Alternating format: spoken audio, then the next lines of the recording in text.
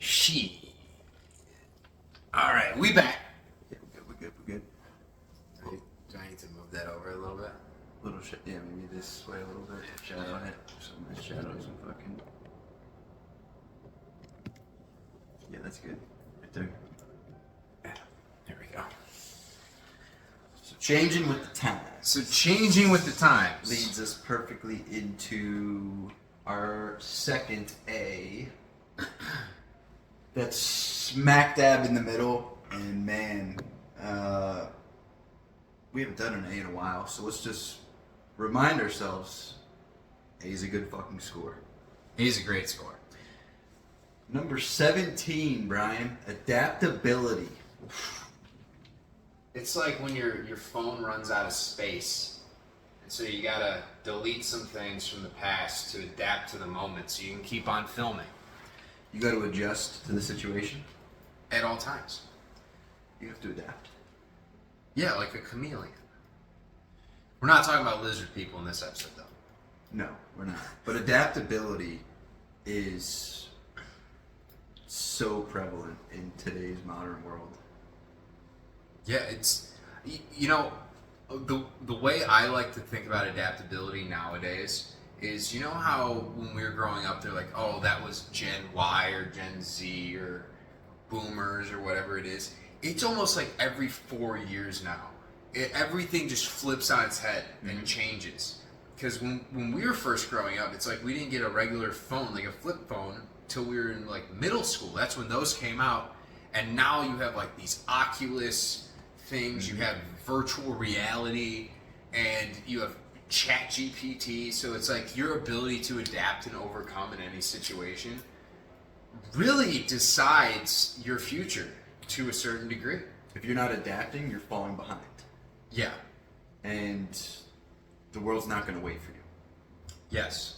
But also, understanding of this adaptability and that times are changing is important because, well, if times are changing constantly, that means there's more opportunity for you to innovate than ever before. There's more avenues for innovation, for change, for actually changing people's mindsets and beliefs towards things than there have ever been in the past because we're so interconnected. It's like the common issue you run into is, well, this is how we've always done things. Rigid to change, old school thinking. Yeah. That is polar opposite of adaptability. Yes, absolutely. And so, I mean, you see this with corporations nowadays. Everybody wants to be on the forefront of adaptability. Everybody wants to be leading the way in this space, seeing around corners. Yep. And the only constant is change in this world. Absolutely. So if you're overwhelmed every time there's a change, you're fucked. Yeah. But also to give you some hope, just look at the world and how much it's changed.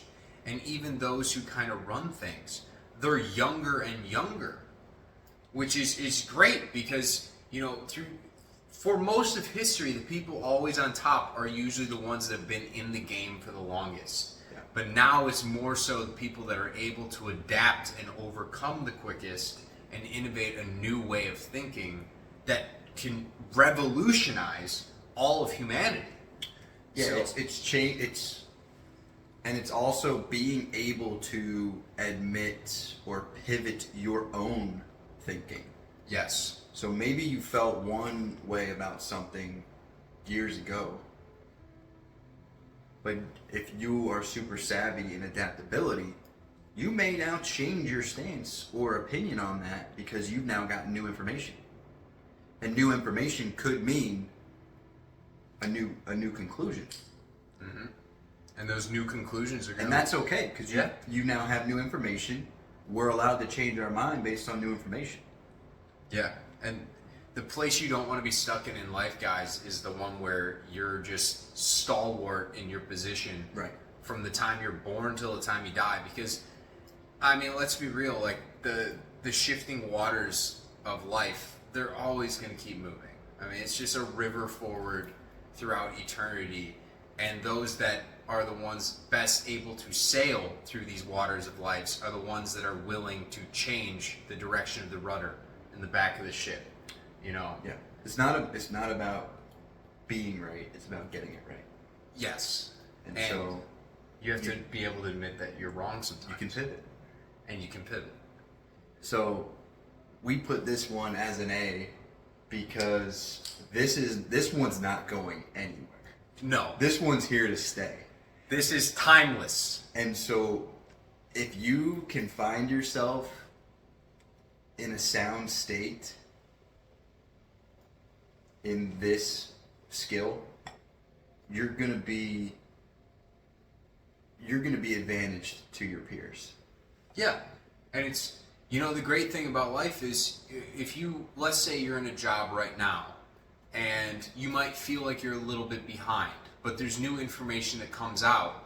You know, the things that put the other people ahead of you in the first place, well, those things can change. And whoever is the first and most willing to adapt to the new way of thinking usually is the one that overcomes the most. Mm-hmm. And those are the people that climb the ladders the quickest. They're the ones that come up with the new innovations. They're the ones that really shape the future of humanity. So adaptability, that's why it's in fucking A tier, man. This skill, it makes you who you are. We were on the same page with this one pretty quickly. That it flirted with S. It flirted with fucking S. But we felt so good about our S's that we gave it A. Yeah, but that being said, like, the S tiers that we have are just so disgustingly important. Yeah. That... And I know we'll briefly touch on what we feel that we've mastered in the S category. I feel like I have fucking mastered adaptability. Yes. Same with me on this one. Adaptability. It's, you know, even let's look at our life and our careers that we've had. Yeah. You know, I've personally changed through many different professions. It's always sort of been number based, but it's always something different. It's never the same job. And even within each individual job, you have to deal with new people. You have to deal with new problems, and your ability to adapt and overcome really decides who's the best at the job. Mm-hmm.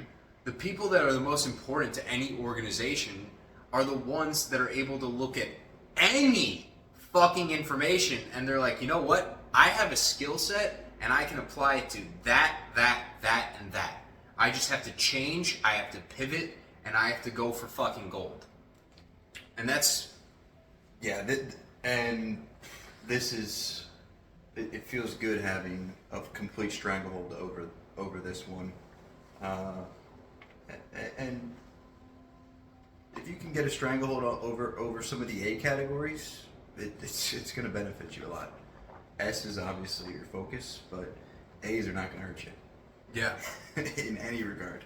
And even, I mean, let's quickly touch just on like physical fitness. I mean, once upon a time, both of us thought that breakfast was a good idea. We did not have that mastered. We didn't at the time. We didn't have our physical fitness mastered. We didn't have really any of our S tiers mastered, but we were able to adapt and change based on new information to then become masters. Anecdotal evidence. Yes. Seeing it for yourself. Not just taking people's opinions at face value, but really just digging in for our own sake and being like, you know what, this works for me. I used to think this was the best because that person told me, but then the anecdotal evidence, like you said, you change your path. It's all adaptability. It's being a chameleon in your own life to your own benefit, because guys, the better you can make your life, the better you can make everyone's life around you. So, amen, brother. Amen. So we are on to round 2. That was round 1. We got 2 of each. A healthy list. Let's just keep it going, man. Should we? I feel like we shouldn't unleash another S yet. No. Let's start with a B. I was gonna say start in the middle and then start with a B because Brian's gonna pick it. So why not start with a B? All right. And we got 4 left. This is. And so when I love trying to find segues with these. It's my favorite. So I got a segue here for you. So adaptability is a lot about, there is a large social element to adaptability. Adapting to social situations, adapting to people, adapting to relationships, adapting to coworkers, leadership. Mm-hmm. When I think of one of our B categories, we are constantly in a state of building and maintaining relationships. I think I know where you're going with this. Are you talking about networking? Yes, I am talking about networking. Networking is a B. And that's right here. Yeah. And so networking, when you hear that word, you automatically think work setting, I'm growing my work network. It seems to be like that's the default of networking. Networking goes much more beyond that. It's way more than just in your network for work, right? I understand work is in the word, Yes. but networking is Much this. larger. This is networking because at the end of the day, like we wouldn't be able to have a podcast and talk to each other like we are and have the rapport, which really networking is building rapport with people. Yeah. It's being able to have conversations. relationships. It's relationships. And so I guess what's really messed up about this is we're putting relationships essentially in a B. So why, I guess, for personal self-development would relationships be in the B is, in my opinion, because it does involve other people, and the things in A tier and S tier are more so centric on, given that no one else is involved in any of this, it's just under your complete control. Mm-hmm. Whereas networking, it does require other people to be involved. Whereas, the S and the A's, I'd say are more solo adventures. If you can figure out yourself, that's kind of the first step. Yes. Kind of like the age-old saying, how can somebody love you if you don't love yourself? Yeah. Well, a lot of the S and A's are around figuring out how to do that. Yeah. And mastering that. And so then you can branch out and grow relationships. Have more people in your corner. Mm-hmm. Have more resources. Have more input. Yep. Networking is super powerful. That's why we put it in B, because there are a lot of advantages to it. It can open doors. It can give you resources in times of need. Yeah. It can give you opportunities at wealth. It can give you career opportunities. It can give you advice. The list goes mentors. on, I mean, like everything has to do with networking. However, your ability to network really is dependent on your ability to master the S and the A's. Yes. Because the better you get just personally in of yourself, the better you will be at networking. You can leverage your network for so many things, which is why it's so important. Yes. And there's also a side benefit of networking. It develops communication. It develops confidence. Yep. Because now you're in a situation where you're at a networking event, or you're just trying to talk to strangers, or talk to somebody that you haven't had a conversation with before. That's networking. Well, now you're thrown out into the woods to fight for yourself. And all right, let's see how you do. And so you're navigating a conversation in a situation that can be uncomfortable for people. People are kind of scared of that at times. Mm-hmm. Well, you're scared of it because you don't do it very often. So if you do it more, you'll continue to work on those skills, refine those skills. Communication will improve. Confidence will improve because you'll be doing it more. It'll be like riding a bike because you'll be doing it so much. Yeah. And you'll build the network in the meantime. Yeah. It's just such an all-around good skill to have. Yeah. It's not groundbreaking. Like, if you don't know how to network, it's not going to end your life. Like, you'll be fine. You can solo dolo it through life. However, it is a boon if you can master it. the more resources you have is probably going to benefit you. Yes. Now, my only asterisk to that is don't spread yourself too thin. Treat networking as truly what it is. Still maintain your core friends and loved ones that would die for you and you would die for them. Yes. You'd rather keep your circle small and have 3 or 4 people that you know you could trust with everything in your life versus 15 people who you wouldn't trust with shit. You wouldn't trust with a $100 bill. That just brought up a great point that I think maybe we'll bring. I just mentioned that because that can get lost in networking. Yeah. It's not about having more friends. No. It's not what it's about. No, it's not. It's about having more availability to resources if you need them. Yes. And view them as resources and give them the time and the respect that they deserve based on their value, which kind of sounds jacked a little bit. But at the end of the day, guys, going back to what we talked about earlier, time management, you know, you only have so much fucking time in your day. If you're constantly, all you're doing is networking, if you have 100+ people blowing you up, you're not going to be able to do what you're meant to do within this life. So, as important as networking is, do not sacrifice an S or an A skill in order to chase networking. Yes. Because you can easily sacrifice your morality to have more friends. You can easily do that. Yes. Right? You can overlook a lot of the other things to pour into the networking component. And that is not what we're advocating. Yeah. Which is why it's in B. No matter Remember the tiers. Wherever the tiers are, everything above it is more important, so do not sacrifice the things above for those below. Remember the tiers. If you find yourself prioritizing something in a lower tier, step back, reevaluate, ask why, and then pivot. Yes. Adapt. This is a tier list. This is not the Kabbalion, okay? As above, so below does not apply here. All right, so let's go down one, and then we'll go up one. So when you say go down one, you mean let's go down to C. do a little C action here? So yeah, networking. So kind of along the lines of networking, building relationships, working with counterparts. I'm looking for it.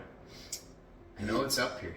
You know, being one amidst a group of people. Teamwork, aka collaboration. So yes, a necessary skill on some level, but ultimately a C. And what's key here, guys, is below networking. Absolutely below networking, because networking is important because it can allow you to get access to different resources, different people, different acquaintances. You know, like we were talking about earlier with the DIY projects after we shit on them thoroughly. But networking is what will allow you to reach all of those different people. Just because you have to reach those people and they're going to do a project for you doesn't mean that you have to be with them all the time, right? So teamwork is important if you need to be in a team. But the reason it's a C tier is a lot of times you don't always have to be there. Because going back to the other time management and shit like that, you know, you want to be able to work well with others. Yes. But you don't need to work well with others. So it's not a necessity, which is why it's a C. So yeah, if we're in a collaborative environment, there's multiple people at the table.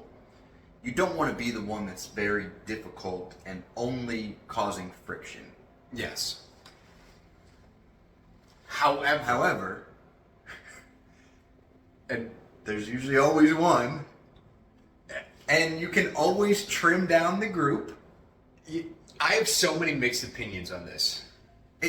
We're talking about life skills here, right? Yes. So, can we double up real don't quick and talk about two? Because I think two of these go so hand in hand. Sure, yeah. And they're both C's. Yes, let's double up. I think you know the other one here. I believe I do. Because my issue with teamwork is leadership. Yeah.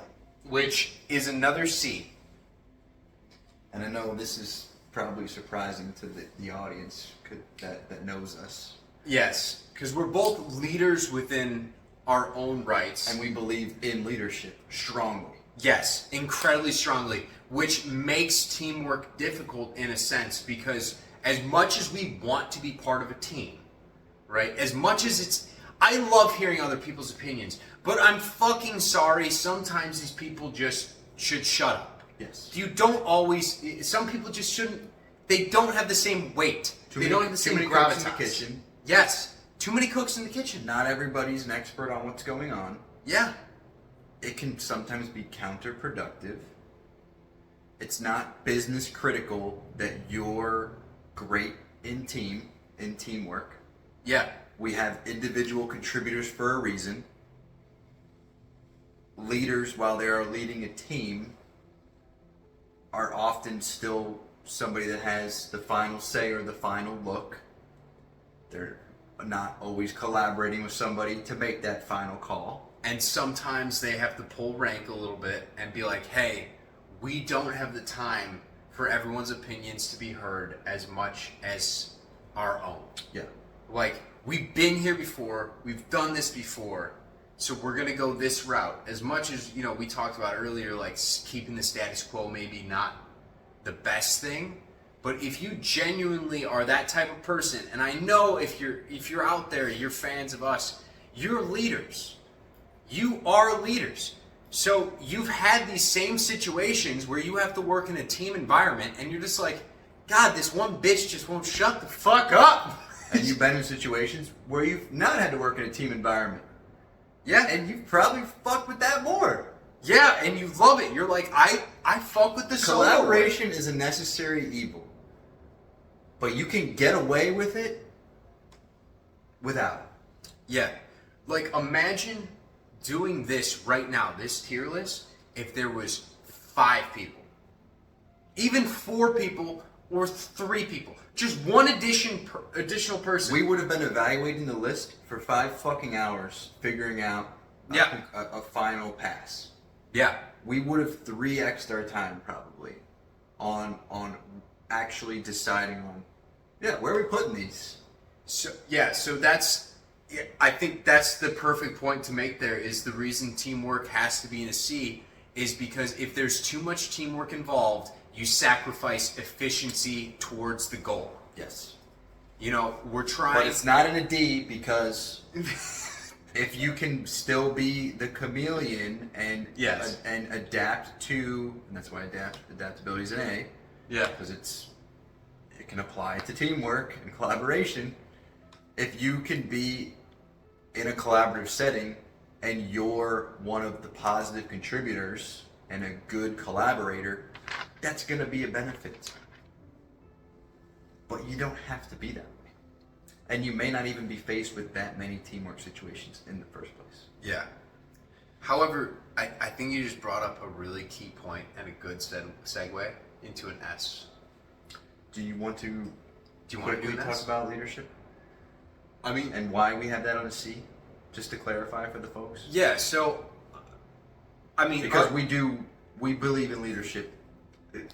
It's an S for us. It's an S for us. However, the reason we put this as a C is for most people, right? This is for personal development, right? So to get the furthest along your own path, you aren't necessarily always going to be the leader. You have to sometimes follow and have mentors first. Yeah. You need to learn from those that came before you so that then you can surpass them. The ultimate goal, I would say, of this whole thing is that a lot of the people that watch end up surpassing us in some regard. They change the world in some regard. Well, that's often the leader's mission. Yeah, the leader's is mission. To develop their people to be greater than themselves. Yes. But how do you get to a leadership position in the first place if you always view yourself as the leader? And I think that's... And leaders often are meant to guide provide their input and lead people to a path, a destination, right? And we can't have 7 billion leaders. Yeah, and 'Cause also who's leading who then? And also, guys, usually leaders talk a lot, which is what we're doing right now.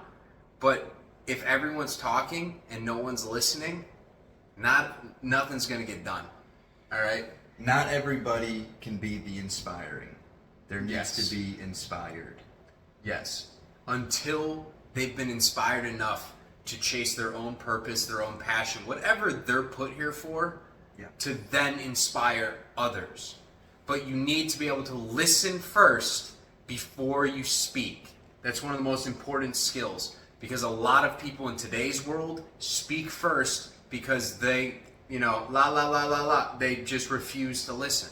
It's echo chambers left, right, and center. And I'm not talking about just politics, guys. Yeah.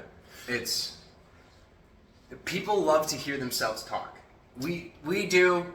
I know you do. Everyone I feel does. personally attacked. Hey, it's because you have a sexy voice. What can I say? I appreciate that, bro. And I do promise that I did not mean to do 4 greens in a row. That's badass that it worked out that way. Yeah, I almost feel like we're playing fucking Jenga. That is awesome that worked out that way. You were gonna transition into an S, and I love S's, bro. So let's hear it. Okay, so And we only have 2 S's on the board. We still got 4 more S's to go. So the reason I wanted to do an S after talking about teamwork and leadership is within this group dynamic, right? Because we're talking about being in a group. Because to lead people, there has to be people to follow. And to work in a team, there has to be other people. Now, the best way sometimes to get your way is to have a high level of emotional intelligence. Yeah. I think that is deserving of the next one. Put this. That is up top. You got it? That'd be a stretch for you. Oh, yeah, that's 23. Yeah, right here. See, this is a really popular. This is a popular buzzwords nowadays. Yeah. Emotional intelligence. There's a lot to unpack with it. Yeah, EQ. It's- People like to call it. It is. I feel like maybe we overcomplicate it sometimes when it's explained. Yeah. This one is so dangerously powerful that it's an S.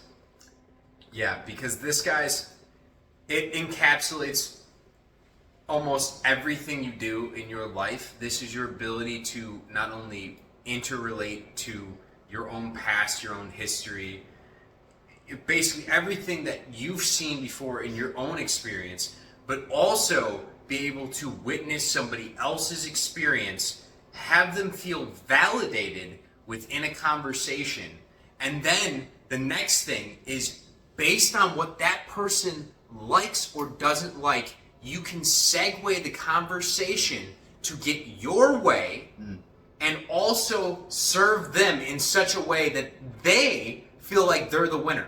And that's why it's so beautiful in teamwork, because in management positions, there's a lot of times that we can't get everything done. There's a lot of grunt work that needs to get done. And the number one way to do this is you can use the hammer, right? You can tell somebody, hey, I need this on my desk by 2 o'clock, right? Get it fucking done. You can be an asshole, or you can make them feel good about the work that they do, their contributions. You can bring up how amazing somebody else is able to add to the team. So not only do you make them feel validated, you make them feel good. You make them feel like they're an important piece to the organization, but you also get exactly what you fucking want too. Yeah. Win-win! Being able to be in a situation and being able to really recognize where everybody's at emotionally. Yes.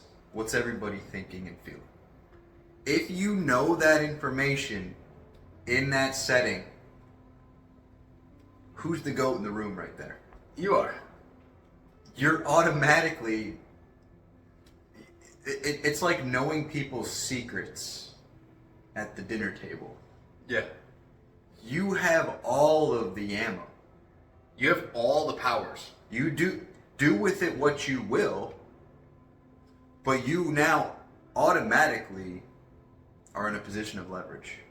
Mm-hmm. And doesn't mean you necessarily need to take it in a bad way, but you now essentially know the hand they're holding. Yeah, and you can use this in their benefit and your benefit, but also if you're being attacked by someone, it's like knowing their chess pieces moves in advance. Yes. You're always a few moves ahead, and when you're a few moves ahead, you can change the conversation to get away from any type of adversity, right? You can dissuade the conversation from going to a more, I don't want to say violent, because it's not a physical altercation a lot of times, but you know what I'm talking about. When Yeah. Well, this one it gets is a little tumultuous. This one is very tough to master. But if it's mastered, it's a very powerful tool.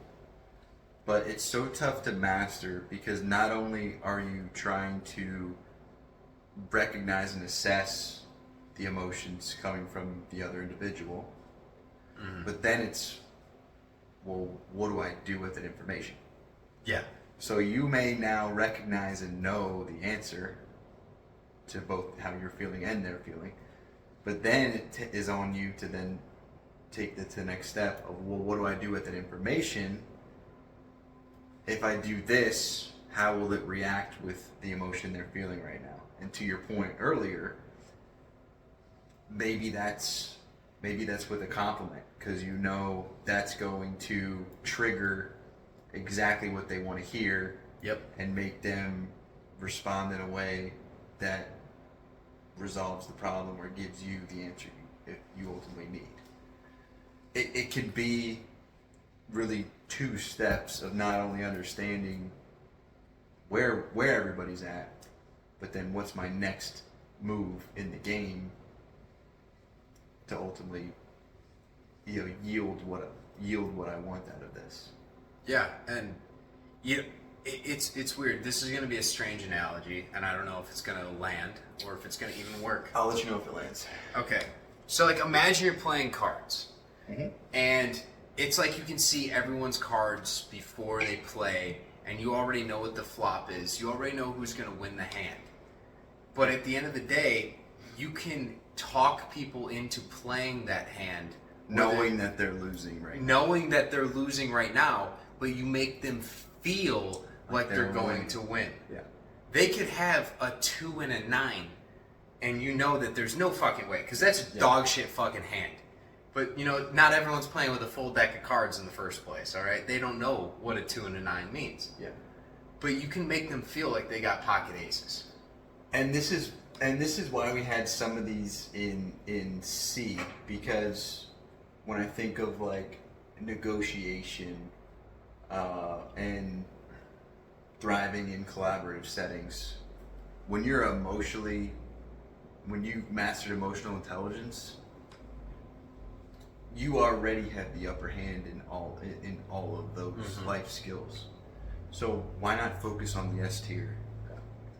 You'll become masters of the sub tiers because you've conquered the right skills. Pretty much, yeah, across the board in almost all of these. Emotional intelligence is, I don't want to say it's the most important that we've listed so far. It's such a skill.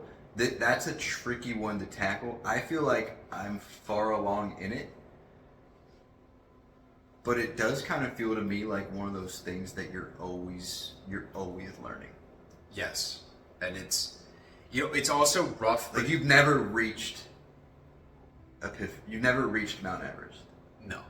You're always kind of climbing. Yeah. You may be higher than most people, but you're always climbing. And that's my opinion. Yeah, and I will say this as well: the higher this skill is for you, the harder your life will also be in certain regards, because you'll have to suffer the knowingness of everyone else's emotions. So because what we were talking about earlier with confidence that exudes out of you, emotional IQ exudes out of you.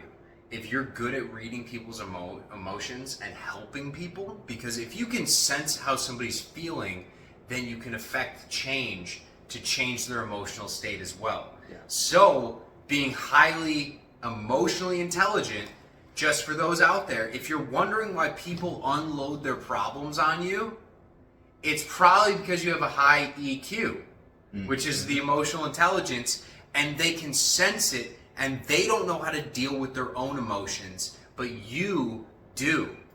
So it's a double-edged sword. And you have to make sure that you don't let that creep in and affect and take over your emotions. Yeah, you get subjected to a lot of emotion. That's why a lot of you get a lot of shit coming in that can take you to other levels that you really don't want to be at.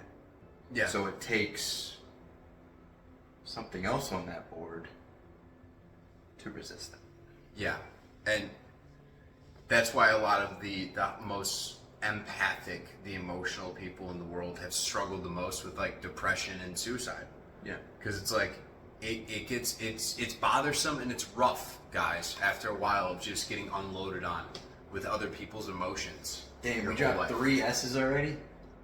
I have one on here that is very similar to emotional intelligence that we felt was so close, but we put it in an A category. It is very similar to our S of emotional intelligence, but I'm trying to think which one. this is more around the understanding, being able to relate, not necessarily agree with how they're feeling, but you can understand what they're feeling and show that you understand how they're feeling. I think I know. I'm gonna give you the marker because it's over there, right? It is closer to me. Yeah. So this is an A, empathy. Is that the one you were thinking of, brother? Yep. That is exactly what I was thinking of. So this is A. So you would agree this is very similar to emotional intelligence, our S category. Although it's different But it because is different, and that's why it's 2 different skills. yeah, because emotional intelligence is the understanding of, how everyone is necessarily feeling. Empathy is like, I don't want to say morality combined with emotional intelligence. It's like understanding their emotions and then being able to feel their emotions and then feel, I don't want to say feel bad, but like when you think about the word empathy and empathize with someone, it's like being able to step into someone's shoes. Yeah. That's what I view empathy as. It's like, hey, you're dealing with all those problems. I'm going to try your shoes on. I'm going to see how they feel. And then we can have a conversation. And then maybe together we can come to a solution that will put you in the right direction. Whereas, like we were saying with emotional intelligence, it's kind of everything. And you could use it for good. You could use it for bad. I mean, you could be a psychopath and have the highest EQ on the planet. Yeah. But if you're a psychopath, you don't have any empathy because you don't fucking care about anyone. Yeah, I like that analogy that you used. This is really trying to put yourself fully into their shoes and situation to see where they're coming from. Yeah. Why are you feeling this way? Oh, I can understand why you're feeling this way. Yes. Because you put yourself in that shoes. You may not necessarily agree, Yeah. but you can understand. Yes. And would you say this is going to be controversial maybe, but I think empathy is more important than emotional intelligence for somebody like a therapist. Yeah. Right? Yeah, Because if you're trying to fix somebody's problems, you don't necessarily need to be the highest EQ and be able to read their emotions and everything. You just need to understand how that person's feeling.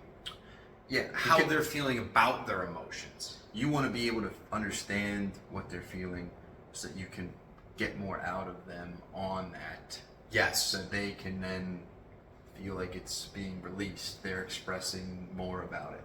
Yeah. They feel more comfortable when they feel you're now on their level. Yes. Which has been achieved by empathy. Yes. Absolutely. It's like a fully stepping into somebody else's problem. It's almost like you're mimicking them. It's like you're a mime, and you're just kind of mirroring their reflection of their emotions. It creates a comfort zone. Yeah, where it's for the person. And it creates openness and empathy. It's great for communication. It's kind of like, maybe one extreme is somebody that's battling significant depression. Yeah. And they're going to be very apprehensive to open up and talk about it and be fully transparent with somebody who is on the complete opposite scale of that. Seems very happy, wealthy, enjoys life, always smiling, and that same person is showing little to no empathy back towards the depression situation. Yeah. So, and quite frankly, it's tough for there to be empathy in that situation because it's so far off. But people, if you can master empathy, can achieve it regardless. Which is why it's an A skill. Because you can then be on any tier of society and kind of understand everybody. Understand everyone else. You can make the link. You can step into anyone's shoes and understand. And which is powerful. I actually love this idea of whiteboarding this, by the way, because now it's like we can draw. So like empathy's an A. But having that empathy allows for better networking too, because you can step into those other people's shoes, and usually if you can step in their shoes, you understand their problems, and one of the best ways to network in life, guys, is to be able to solve other people's problems. Yeah. What can you do for me? Yeah. Which sadly is what goes through people's minds. Yeah. Subconsciously. And further step to that is the emotional intelligence is, figuring out what their problem is, being able to step into it, but then also getting the best for yourself while making them think that they're winning at the same time as well. Yeah. Everybody wins if you have the high emotional intelligence plus empathy. Yeah, I think it's a very, very strong skill if you can, no matter where you're at in life or what you're doing or what your work is, no matter where you are, you're able to connect and relate to anybody's situation. Yes. Or at least get very close to trying to. Because you learn a lot from that too. Yeah. You learn so much by being able to just communicate. It opens up Pandora's box to where that comfort level's been established, and then there is that nobody's holding anything back in the conversation, and you learn a lot of shit. Yeah. And you come out of it stronger. Yeah, and honestly, a lot of times you take on other people's emotions, and if you're a pretty well-centered person, you might take on people's emotions that aren't so well-centered, and you have to sit with those and try and understand them. But I'm a firm believer that the best way to grow is through suffering. I think putting yourself in hard situations. One of the best life lessons are the hardships, typically. Yeah, they're the best life lessons. And one of the best ways to be able to learn a lot of life lessons is being able to, correspond and relate and communicate with people that are going through hardship, and you can help them through it. And through helping them through it, now you have an understanding of it. So, and this helps along your own path, because now you don't have to step in and make a lot of those same mistakes that lead down those paths. So, empathy, all of these, so important. I think we need a D tier. Yeah, we're due for a D, and I got two potential segues for D, because... Are we going to do it? And that was the first one I looked at. Are we going to do it? I do have another one, but yeah, let's just do it. and yeah, pull off the fucking Band-Aid, dude. This is a fucking D. And it's getting an X, and I just gotta own it, You want to write it? Yeah. Cultural awareness. D. And let's just heading Ajax for a second, guys. Just relax. let's just level set this. This is in no way suggesting that you should ever be ignorant to a culture or closed off to somebody or something that's different than you. At all. That is not what we're saying here at all by putting it in deep. No. What we're saying here is from a pure life skills standpoint, can you go about navigating situations not having a really savvy knowledge of multiple cultures?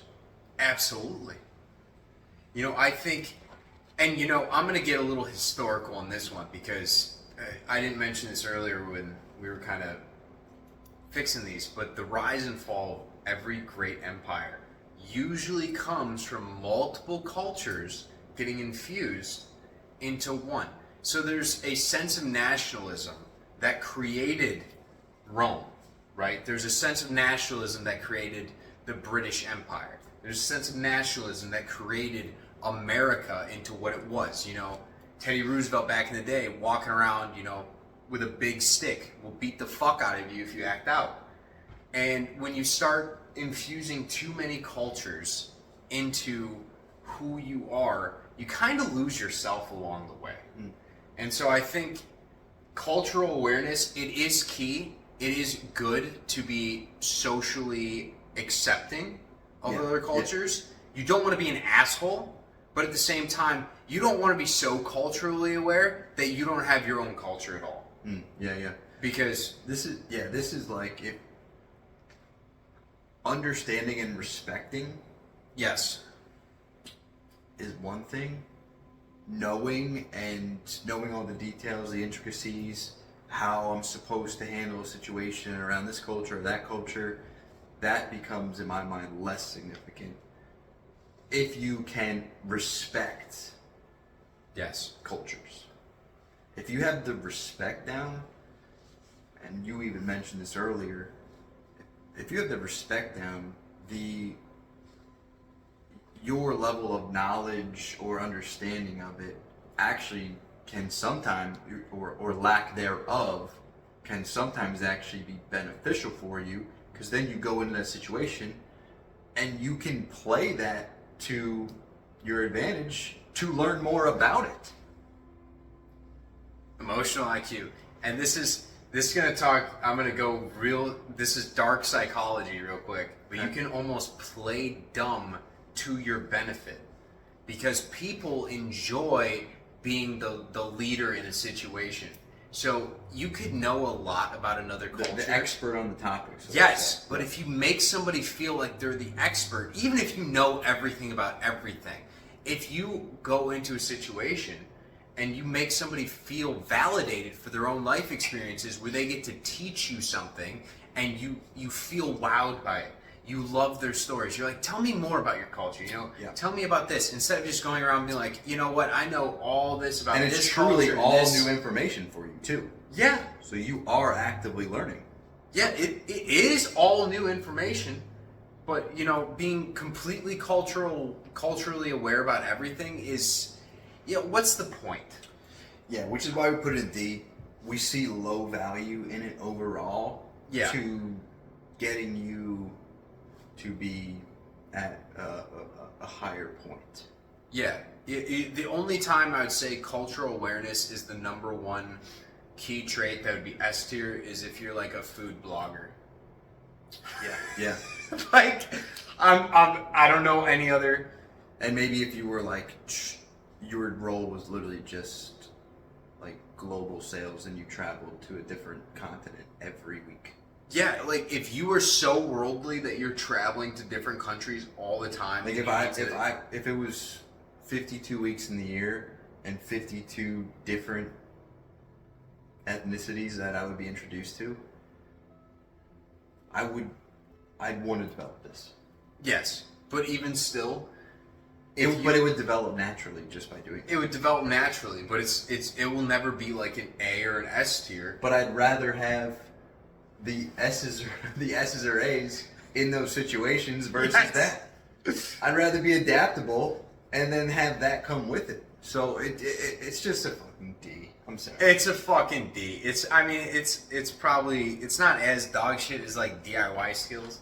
But like, it is what it is. Alright, so we got, what, 4, 3, we're due for... Yeah. Oh, wait, no, the floodgates are open, man. We can pick anyone we want. Yeah, so do you want to do the same trend that we did last time? Start with a B, or we could start bottom to top? Yeah, I'm good with a B because I don't know why, but number 9's bothering me that it's not circled. Okay. So I want us to circle that shit. It feels like, for some reason, it's just in the middle there without anything around it. I got you. And it's bothering me. Non-verbal communication is a B, middle of the road. Very important, but also situational. For me, personally, nonverbal communication, I do this to figure out if this is somebody I should talk to today or not. For the most part, this is not going to be an active skill that you're using all the time because obviously, like it says, it's nonverbal. But if you're able to read someone's expressions, you can tell how they're feeling. But that being said, you're not going to be able to tell how somebody's feeling if you don't already have the skills of empathy and emotional IQ in the first place. So nonverbal communication, yeah, sure, it's important. It's like us talking with our hands. It's being a little, out there and doing things. But Well, and I think we would both agree that you can pick up a lot on people's body language absolutely, and what they're doing or not doing while talking to you. yeah. So being well equipped with knowing what all those indicators are is a big advantage. But if you don't know them, it's not the end of the world. Now, here's the thing, because even though this is a B, I don't want to touch too much on this because I think at some point we're going to have to do a full episode on nonverbal communication and understanding if women like you or not. Because most of the times, girls do not come up and talk to the boys. This is... But nonverbal cues... There's a lot of nonverbal. There's a lot of nonverbal that cues you can pick up on. that women give off, especially... Now, my number one reason that I love nonverbal communication is I can tell if somebody's lying or not based off of where their eyes look while they're talking to me. If you've looked into the CIA stuff, there's gateway trainings you can do online. You can find them. And they'll explain all of it. And people look to different parts of their directions based on where they're looking within their own inner brain. Because there's the creative side of the brain and there's the analytical side. So depending on if somebody's recalling something that's happened in the past, they might look a certain direction. Whereas if they're creating a fictional story, something that isn't true, they might look to a more creative. And if they're making a lie up for the future, it may be looking up, whereas if they're recalling a lie from the past, it might be looking down, because now they have to go back in time to figure it out. And it's so interesting, but it's not that important, because do you really want to go through your entire life with the skill set of knowing, okay, I have to somehow put up and be able to sit here in this conversation with a straight face and let somebody lie to my face and know that they're lying and yet not have them be aware of it. Like, it's for me this one, we were on the fence. I was more C than B. Yeah. You were more B than C. I was okay with B, and I think I was less bullish on it because I just don't think it's super necessary, but it is a big advantage. yes. And I was okay with B because it's still a method of communication, and I think communication is, if you can be very fluent, smooth, comfortable with communication, which includes nonverbal, then you're going to be in a much better position than you started. Yes. And so that's why I was okay with the leap to B, because this is in the communication bucket. Yeah. And I will say, like, my ranking is higher just because, you know, eventually I know I want to talk about solving some of these issues around, like, psychopathy, detecting sociopaths. And this is helping probably people. more common in today's world, which is why it's so important to you, because people are doing more communication this way. Yes. Versus traditional ways or through words. You know, we are using more and more of these nonverbal indicators. Yeah, and you know what? If we all get vaccinated, then we're all going to be nonverbal one day. Amen, baby. Thank God that one's about 2 hours into the podcast. Speaking of communication, Where we maybe kind of opposite of nonverbal. This one's definitely more verbal. Okay. But it's an X. It's a F no for me. For priorities for life skills. Now we have talked about this in prior podcasts. Now we do think it's an important skill if you're able to master it, but it isn't moving mountains for the normal person. Is this 21? It is 21. Public speaking. This is a D for us. And it's not to say... Fuck public speaking. It's not to say that it's not important. This is a very, very particular skill. It's very niche.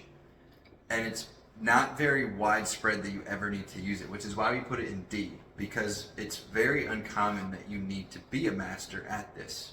If you are a master, you should use it. And Absolutely. You should be in public speaking. People struggle with it. Most people struggle with it. Most people, honestly, are terrified of it. They have anxiety attacks. Yeah. This is some of people's biggest fears. Yes. But what percentage of people need to actually do it? And also, how do you even get to the position in the first place to be a public speaker? Firstly, you need to be the type of person that people want to go and listen to. You don't become that person just by being a good public speaker. You become it by mastering all the S and the A tier skills in whatever your actual profession is, and then you're good enough at that profession to put it into layman's terms, which is easy to understand for everyone, so you can get up on stage. Yeah. You naturally become a better public speaker when you're confident about what you're talking about. Yes. When you go up there and you're not sure what the fuck you're even saying or what topic you're supposed to be discussing, yeah, you're going to be nervous and you're going to skip over words and you're going to say and you knows and all the common words that everybody hears. And I have plenty of leaders through the years that have it's been painful to hear them on calls with all of the words that you're just... The word salad. Word salads. The words that when they're widespread known, they're filler words. Yeah. And so these filler words, if you overuse them, if they're now ingrained in every sentence or every other word, that becomes all people start to notice. Mm-hmm. And then now you're losing all perception of what even the conversation or the topic is about. All you're hearing is the ums, the yeah, the you knows. And that's not to say that you can never use these words. But when they are now a part of such frequency, people now only can hear that. And it's very distracting. And so I know that's a little off topic, but I'm saying that just goes to show how bad people are at public speaking, because even high ups still struggle with it. Yes. And they're still high ups.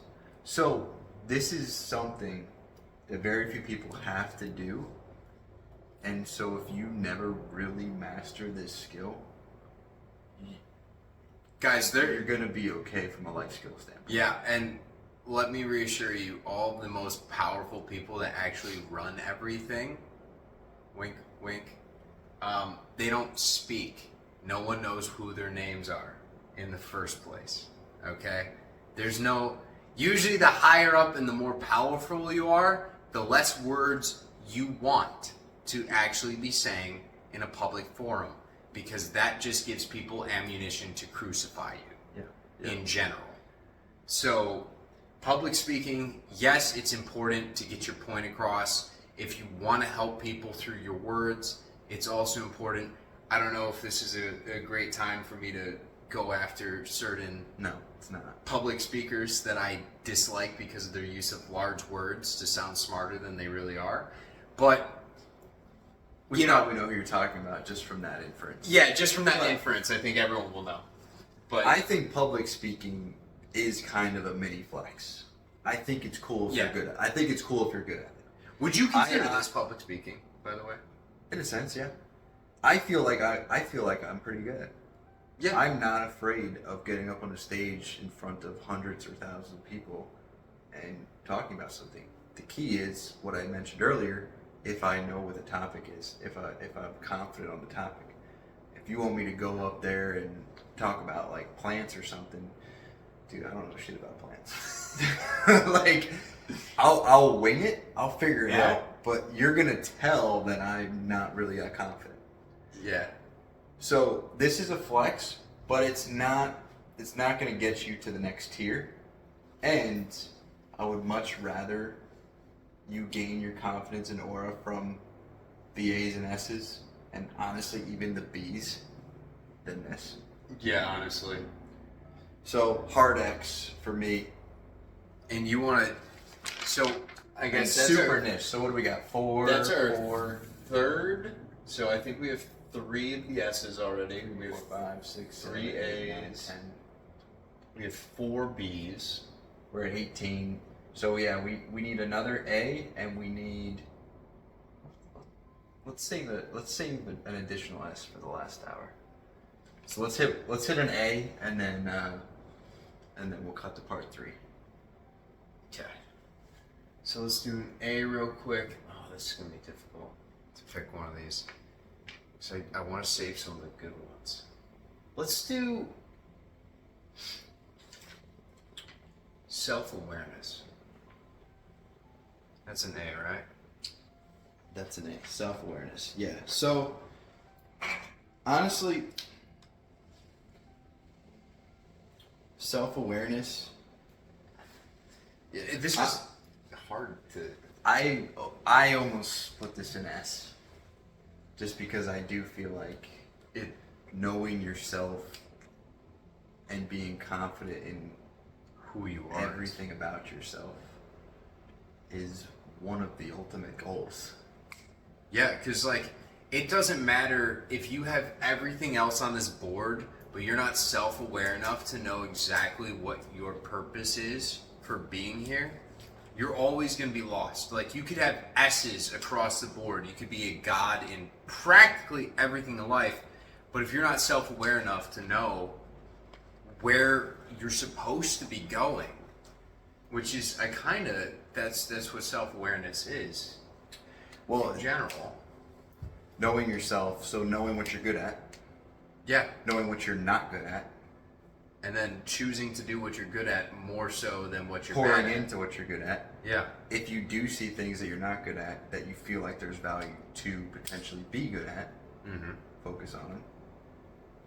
And The board. This is a self-awareness exercise in a sense. yeah. This whiteboard. Yeah. Looking at the life skills, truly assessing which do I resonate with, which do I resonate with, which am I potentially lacking with, right? And then having the self-awareness to admit to yourself, yeah, I got a ways to go in this. Or I have a good grasp on this. I'm going to route my time towards this. People will lie to themselves on where they're actually at with certain things. Yes, absolutely. And that is not self-awareness. Self-awareness is being able to admit and know, yeah, I'm not quite there yet on that. It's the ability to be your own biggest self-critic. Yes, You know? it is. And, It is. And kind of like we haven't touched on it yet, but I can say, genuinely speaking, the number one thing up here that I'm not good at is professionalism. I'm not professional. I was the guy that when I used to be in the corporate world, I wouldn't say dear somebody blah blah blah for an email. I didn't even fucking write my name at the end. I just wrote what I needed. And people thought I was like slightly autistic or something. They seriously thought there was something wrong It with was just me. like a sentence. It was a sentence. No intro or sign off. No intro, no sign off, and they're like, this guy's fucking ruthless. Yeah. He's absolutely ruthless. But I would get results. And so a lot of people, that was one of the biggest critiques I got was my professionalism. And I said, my lack of professionalism makes me who I am. So therefore, I don't care. But it's the ability to be self-aware enough to know, like, hey, is this trait that I have that isn't the best, is it serving me in a positive manner or is it serving me in a negative manner? If it's serving me in a negative manner, what can I do? What can I be self-aware of that I've been doing that I can start to change to now segue to something better? Or if it works out great in the first place, how can I double down on being a dickhead to get the results I like? It's also kind of tied into morality in a sense. Yes. To where you are aware and know your values and what you stand for and what you're willing and not willing to compromise on. Yes. And when you fully know that, you'll be more confident in sticking to your guns. Yeah. With your stance. And you know, But you have to know that first. and that was going back to that prior example. I think that's why, you know, it's easier to do emails like that or quick, that are somewhat, people would say that they're rude. But at the end of the day, everyone that is receiving one of those emails, they're getting paid to be there, okay? And so the amount of time saved by not doing all the gushy bullshit and the back and forth chatter, right? It leads to more results. So we're not showing up to work and getting paid to feel good and have our feelings validated and be like, oh my God, like, he's so nice. He asked me how my day was and my weekend. I don't give a fuck. Yeah. Like, fuck your weekend. I hope it was fantastic. If I run into in person, I will talk to you about it. If we're like, you know, if I'm grabbing a coffee. But if we're in a work setting, in a work email, no. And self-awareness, going back to self-awareness instead of professionalism, which I guess we'll probably just cover that next. But self-awareness is just being aware of who you are at the root and stepping into that, because that person, that is your higher self, and your higher self is going to lead you to the most amount of success. So if you're a more ruthless person and you're self-aware of that, step into it more, because it will get you the results you desire. However, be self-aware enough to know that what you're doing may step on other people's toes. Again, there's a reason emotional intelligence is in black. Right. Because at some point, you're being a dickhead might fucking step on people's toes. So be a dickhead, but in such a way that people enjoy the fact that you are such a dick. Yeah. God, what a tangent. I'm here for it, bro. I fucking love That's it. why we do this. I know.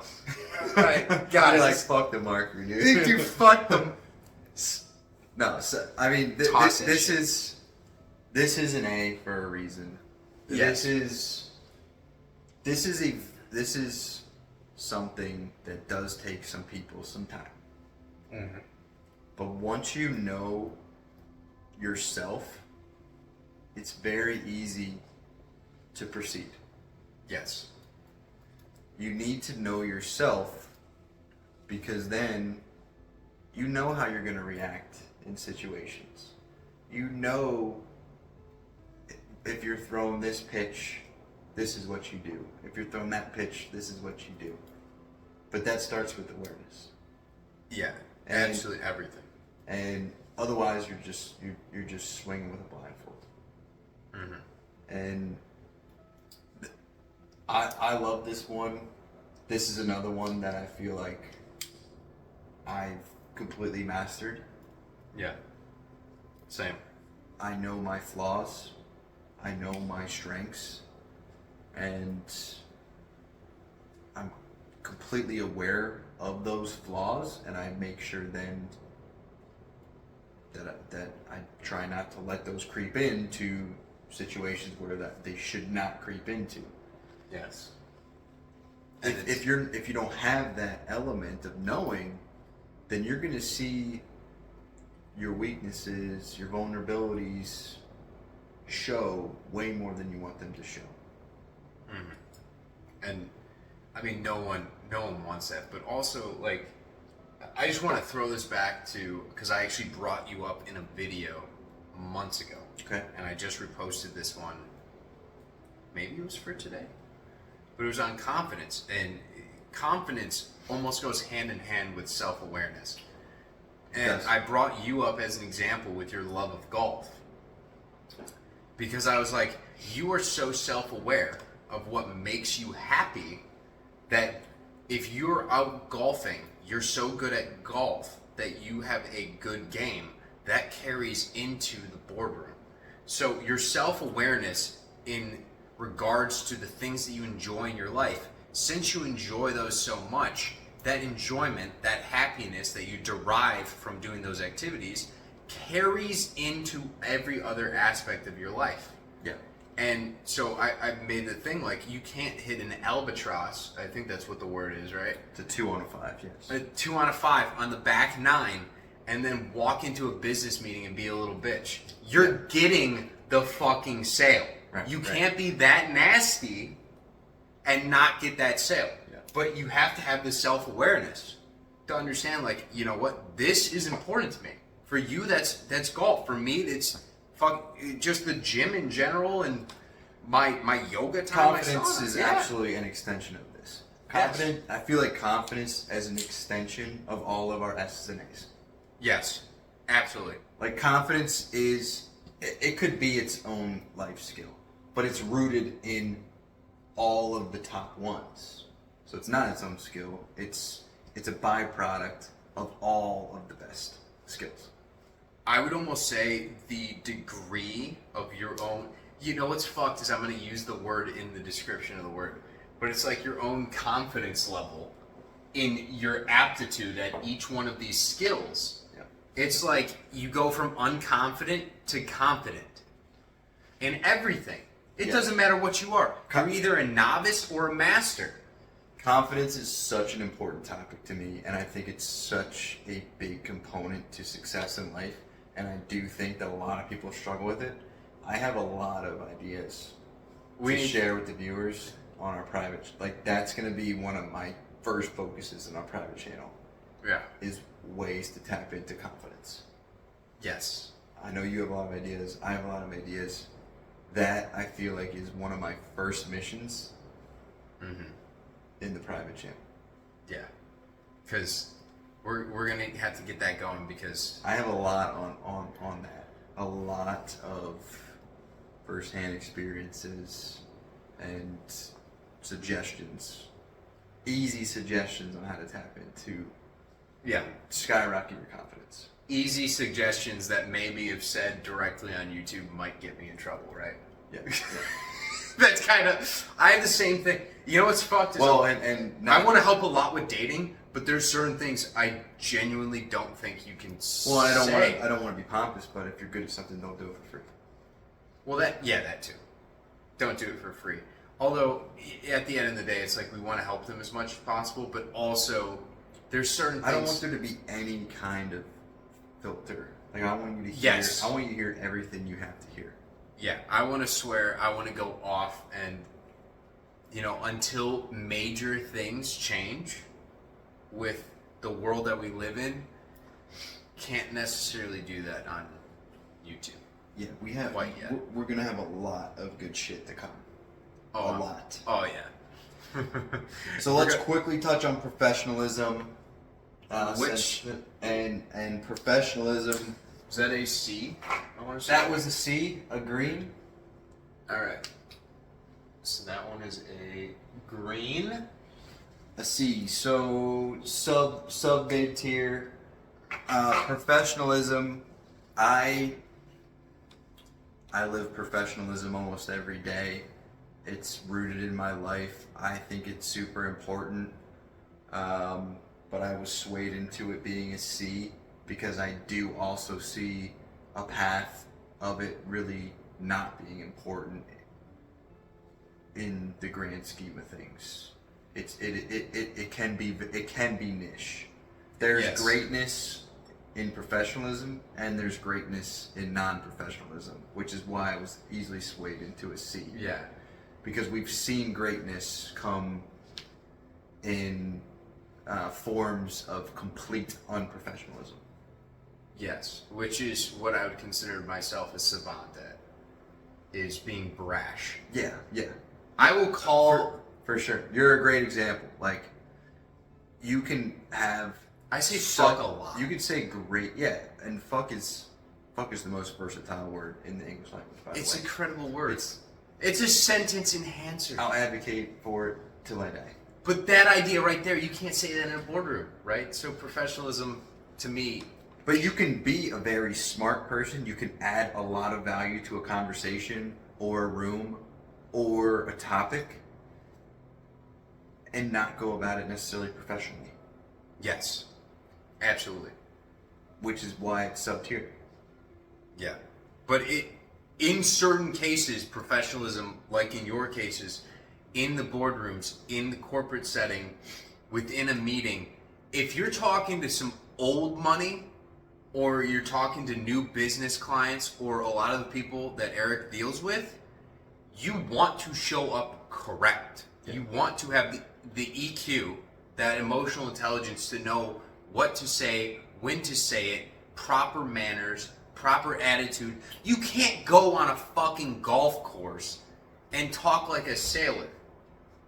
I mean, you can, but it's not going to go over so well when you're making, massive business deals. Yeah, you want to ultimately eventually cultivate an environment to where you have that relationship to where everybody feels comfortable being a little unprofessional. Yes. But that means that you've achieved the goal, that you've gotten the relationship to that point. Yeah. It rarely starts off that way. It usually has to start off with an element of professionalism, which is why I still think it's important, because people respond well to it when you come in dressed to impress, you dress the part, you look the part, you speak intelligently. People respect that immediately. Absolutely.